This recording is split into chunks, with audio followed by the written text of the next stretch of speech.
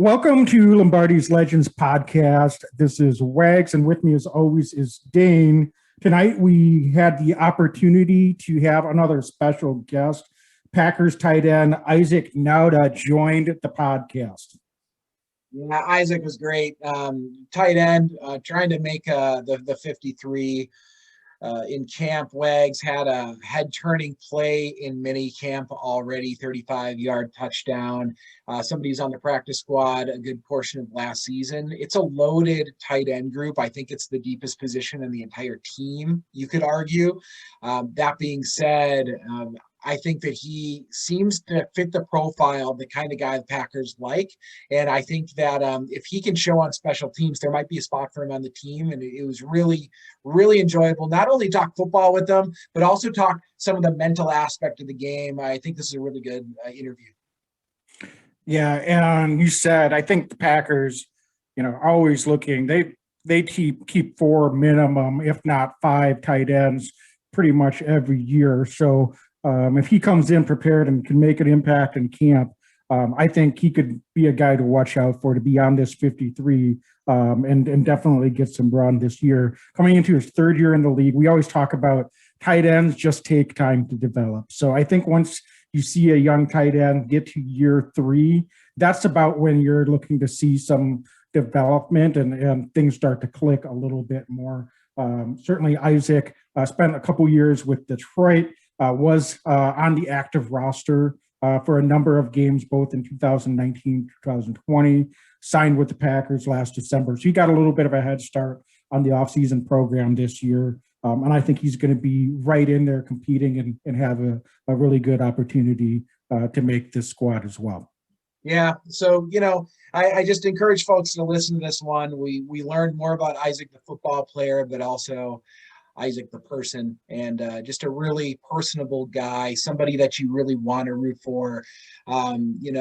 Personal, went through a lot of adversity. Father lost, a lot during the financial crisis of 2008. We touched on that a little bit. Just a really great guy. So, please, sit back, share this one with your friends because Isaac Nauta is somebody that you're not going to want to miss. Yeah, easy guy to cheer for, number 82 for the Packers. So check him out, and thanks for catching us on this episode.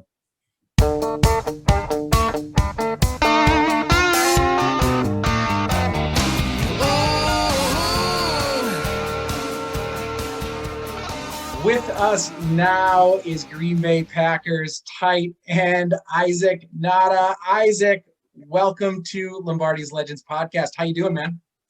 I'm doing great. Glad to be here. Listen, we always ask our awesome guests the same question up front. Isaac, how's it feel to be a Green Bay Packer? It's honestly incredible. Just the history of this program, the history of this team, organization. I mean, it's from top to bottom. It's just been, just an incredible experience. Obviously I'm going into, I got to be here for the last half of last year. And then, now going through just OTAs and really getting to know guys and build a relationship. It's just been incredible from top to bottom. Just the way everything's run, they truly let you be a professional. And it's honestly a pleasure to play here. And Isaac, you signed with the Green Bay last December, like you said. Was there anything in particular, as you were a free agent at that time, that drew you to Green Bay, or was Green Bay just one of the first teams to call, or how did that all run down? Yeah, it was kind of weird. I was playing in Detroit, and our head coach and GM got relieved of their duties in there, and I got released in the shuffle of that. And as soon as I got released, my agent was, reaching out to teams, and Green Bay was a team that, showed a lot of interest and wanted me to be up there. And it's kind of always a team that, if given the opportunity, I wanted to play for. So, as soon as, I found out that Green Bay, really did want me up there and, wanted me to be a part of it, I jumped all over it. There was an opportunity for a couple other teams, but In my mind, there was no better place to go. Listen, you come in, and like you said, you came in partway through last season, and the Packers, I mean, you all of a sudden find yourself in a Super Bowl run. What's the culture like? What's it like coming in partway through the season? I imagine we always think the locker room seems like a pretty tight locker room from the outside, but your perspective coming in, how they treat you, and how did you fit in right away? Yeah, I mean, I think, anytime you go into a new place, you have to earn respect. You have to earn, those relationships, just through your work ethic and making plays and showing that you belong, because ultimately this business is a performance-based business. And, if you don't continue to keep getting better and add value to a team or an organization, like, you're going to be out of there. It's just, the way it's just the nature of the business. But when I got in there, everybody was welcoming. I worked my tail off day in and day out, to make sure that, I'm not only giving myself the best opportunity to succeed, but also helping the team, get to, what the ultimate goal is, and that's a Super Bowl. So, when I got there, the role was, giving looks on scout team. Like whenever we were about to play a team, I'd be, the opposite team's tight end, giving looks on special teams, and just making sure that whatever I was doing, I was giving the best look possible, so that when game day rolled around, the guys that they were going against, was easy. So that was my role, when I got in there, and fully embraced it. And I used it as, just an opportunity, not only to get better, but to learn the system, to get ready for this next year. And, the game of football, injuries can happen, anything can happen like that, and you got to be ready to go. So my mentality coming in was, learn the system for one, because it really is, it's a whole new language. Like, a lot of people don't understand that it's not just, you do this, like, there's all kinds of lingo and signals and, all kinds of things that you have to know. And it's deep. Our playbooks are thick, and, a lot of people, they think you get in the huddle and you go, hey, you run a go, and you guys run slants. Well, it's more complicated than that. So just learning the system, and then, just trying to meet a lot of the guys, and, I got a lot of great relationships now.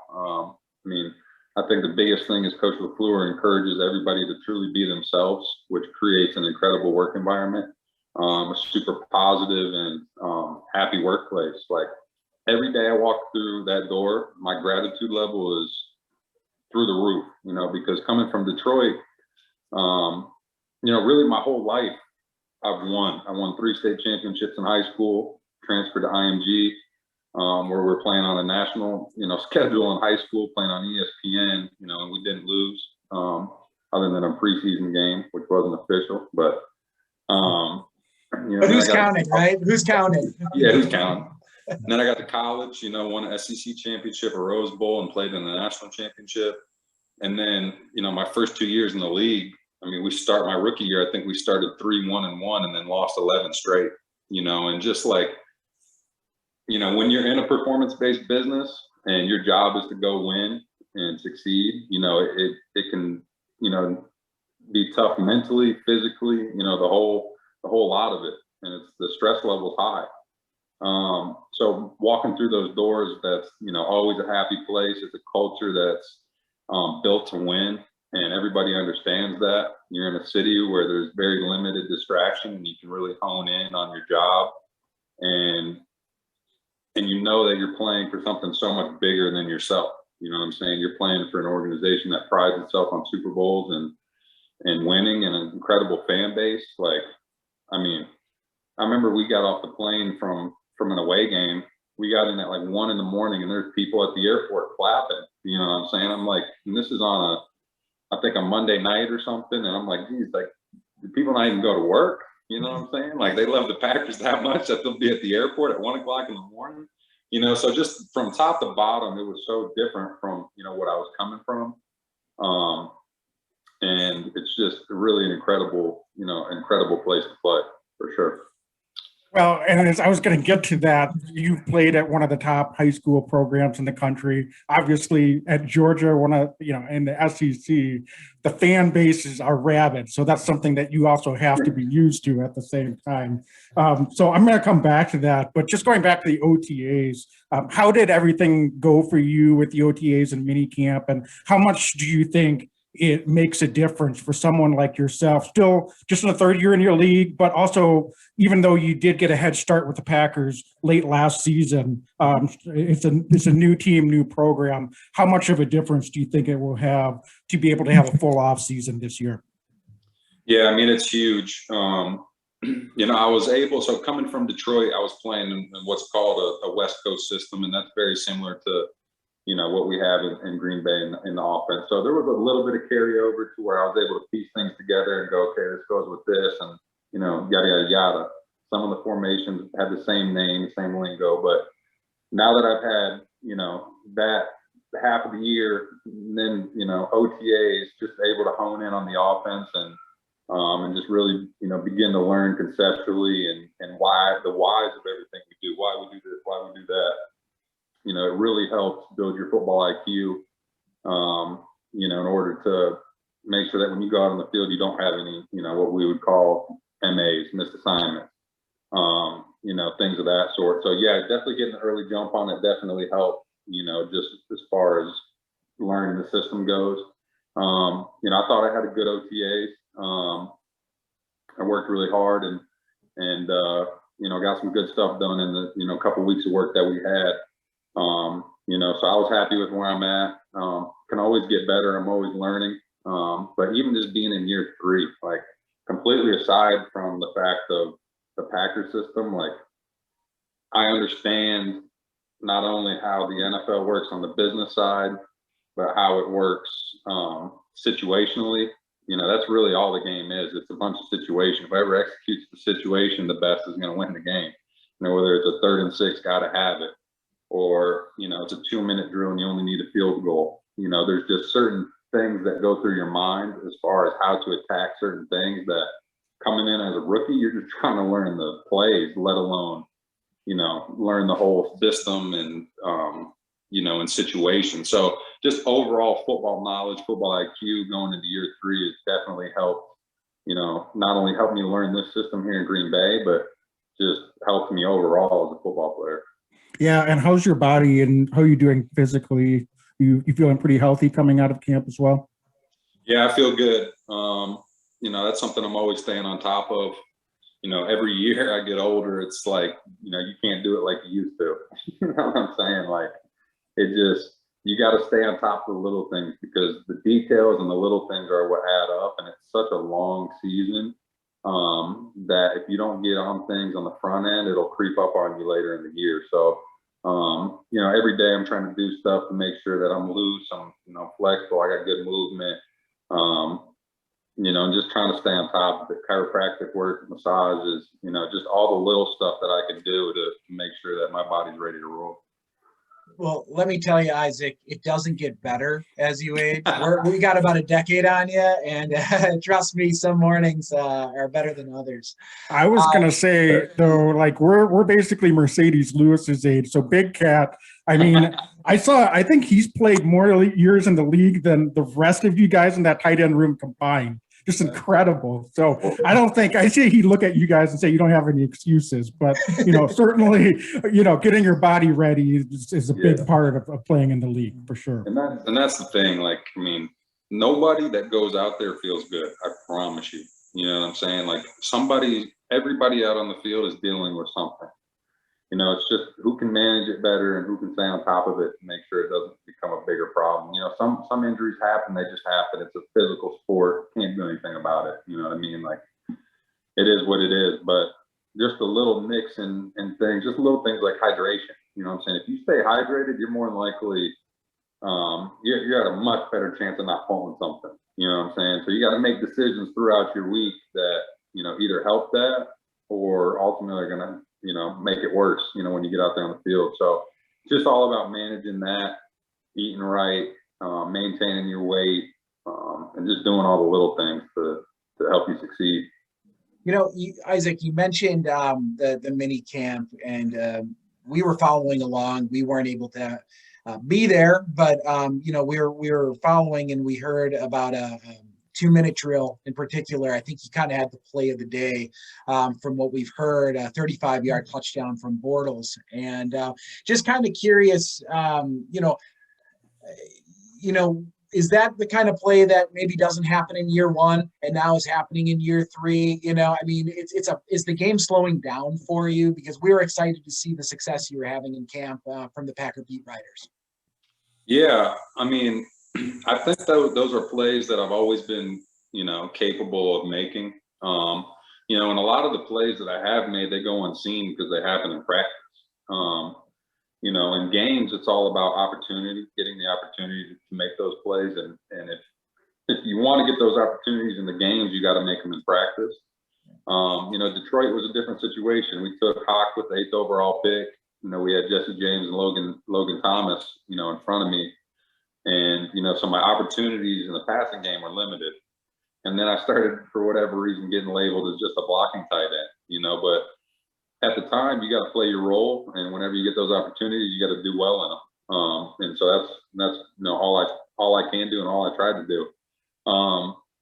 But yeah, I mean, I think I can make plays in the passing game, certainly. That was I think that's one of my greatest advantages is my hands and just having a feel for the game. Like, I'm not the freakiest athlete in the world, but I have a good knack for, getting open. And if you get the ball close, like, I really pride myself in coming down with it. So yeah, I mean, I think, just making plays like that, it's just a lot of, a product of a lot of hard work and, just consistently trying to get better. And, and when the plays come, you got to make them.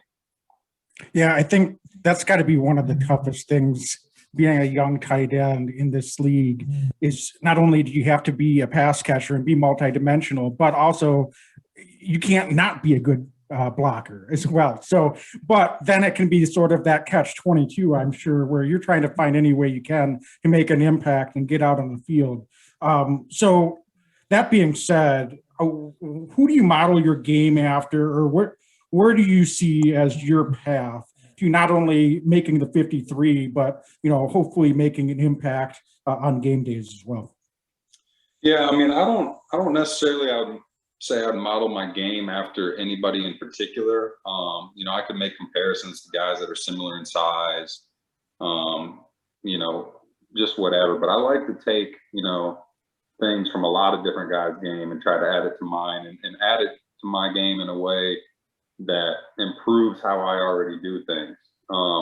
There's certain things that I do that I know, can get me open that is just natural to myself. I've either picked that up off other guys or I've been taught it, along the way. Or, like if I know guys in a certain defense, like I'll stress, on a route, I'll stress where I know he can't get beat to be able to set routes up. You know what I mean? So a lot of that I've taken from older guys. One of the best in the game is Travis Kelce doing it.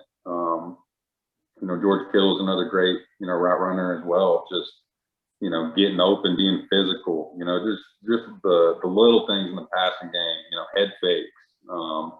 It's all about trying to confuse the defense, to make them think you're doing one thing and then you're doing another. A lot of that's just, tape. A lot of it's just repetition over the course of the years to where, when I do get out there and run, it just becomes natural. I don't even think about it.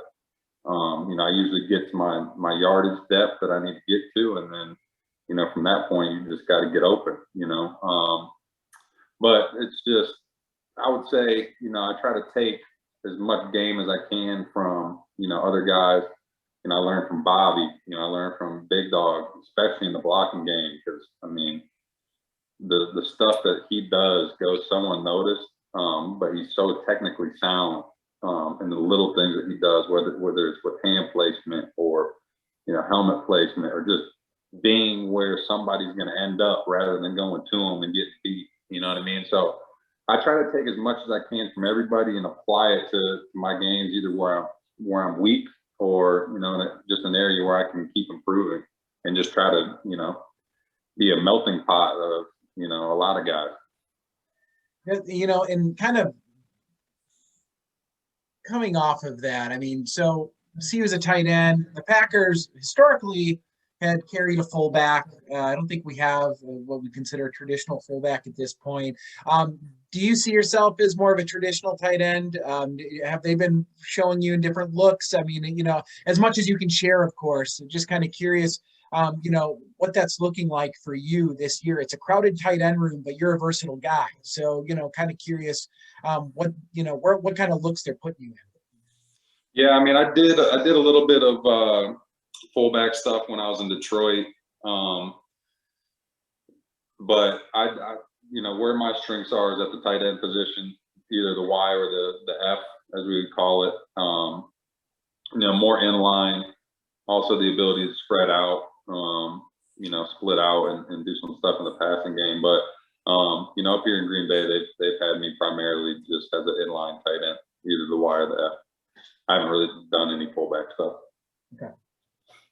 And what about from a special teams perspective? Is that something that you've had much experience with? You know, a lot of guys, I feel like these days have to do a lot of different things. So just kind of curious, is that something you have interest in? Is that something that they're placing you in? You know, just kind of your role there. Yeah, absolutely. Special teams, you know, especially being a tight end that's, you know, not necessarily the one or the two, like that's, you got to be able to do it, and you got to do it at a high level.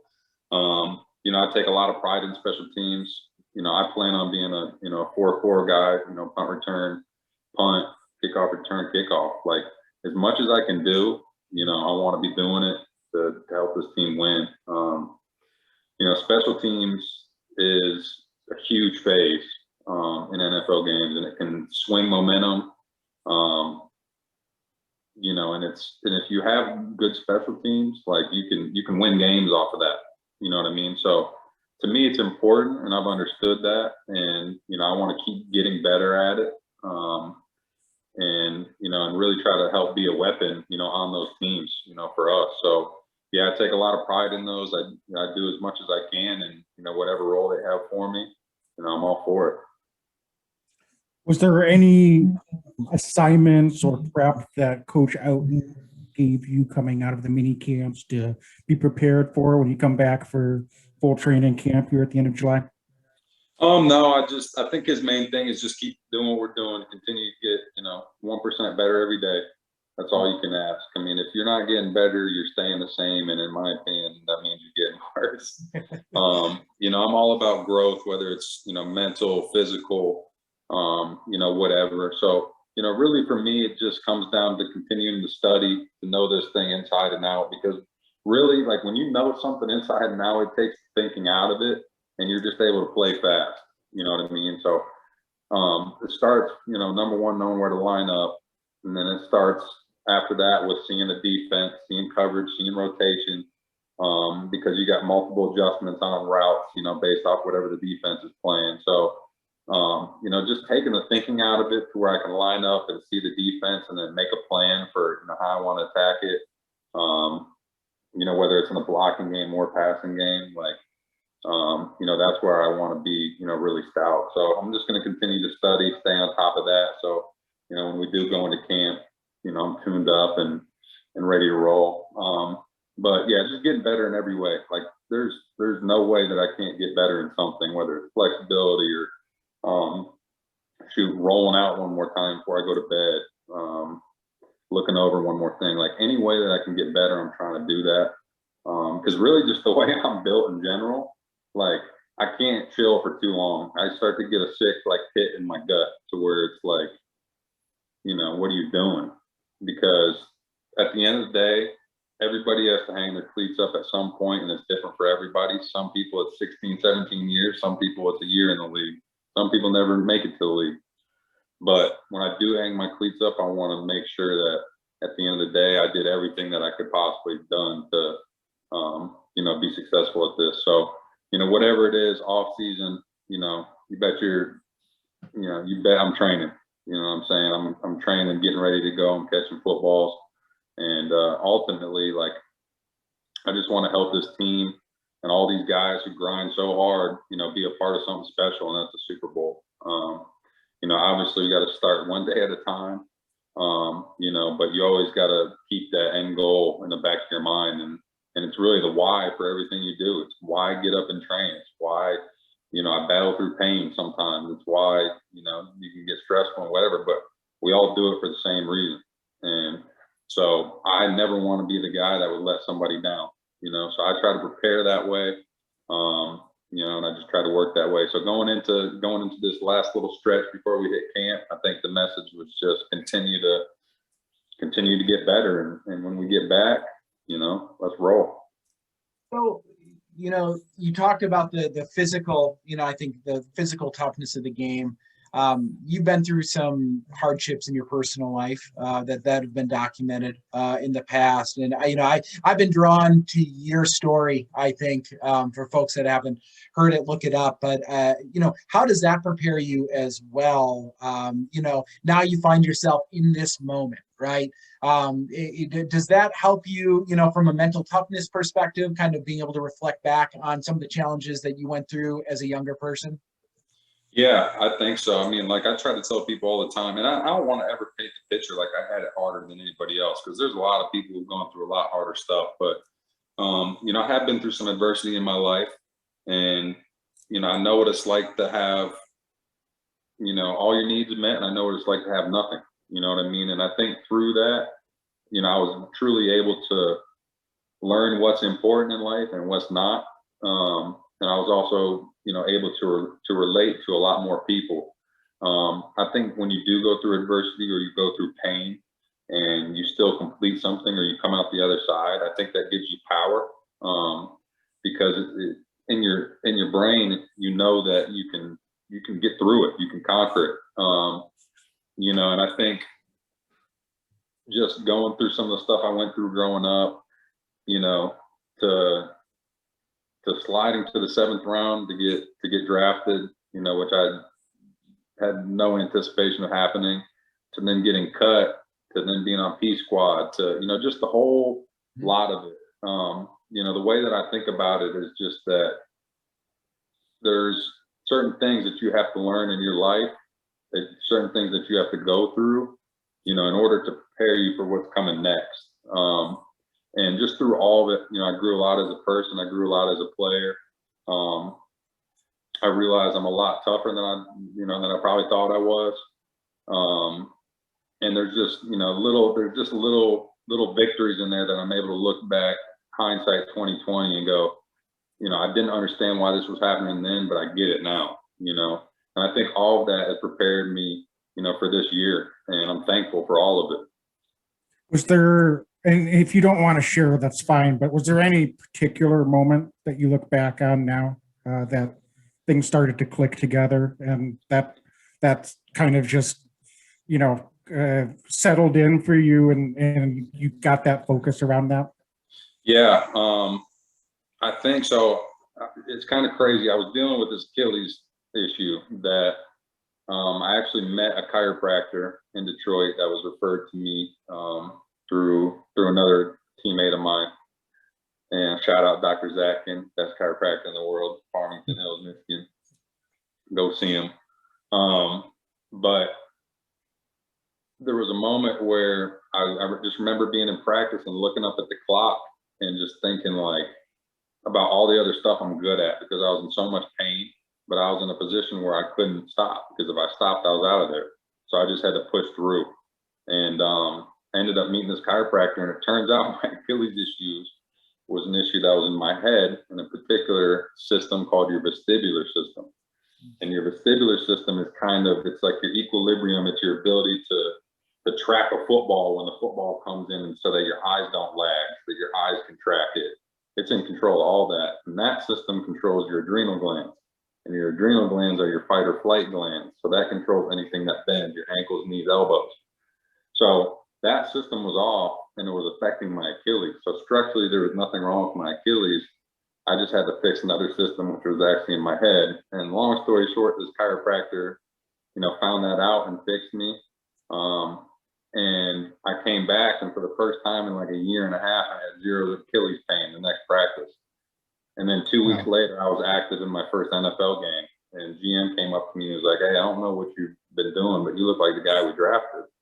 And so that for me was kind of the turning point of, I don't know, man, I just got humbled down to nothing. I got humbled down to the point to where I was looking up at the clock. I'm living out my dream. I'm playing in the NFL. I'm having zero fun doing it because I'm in so much pain.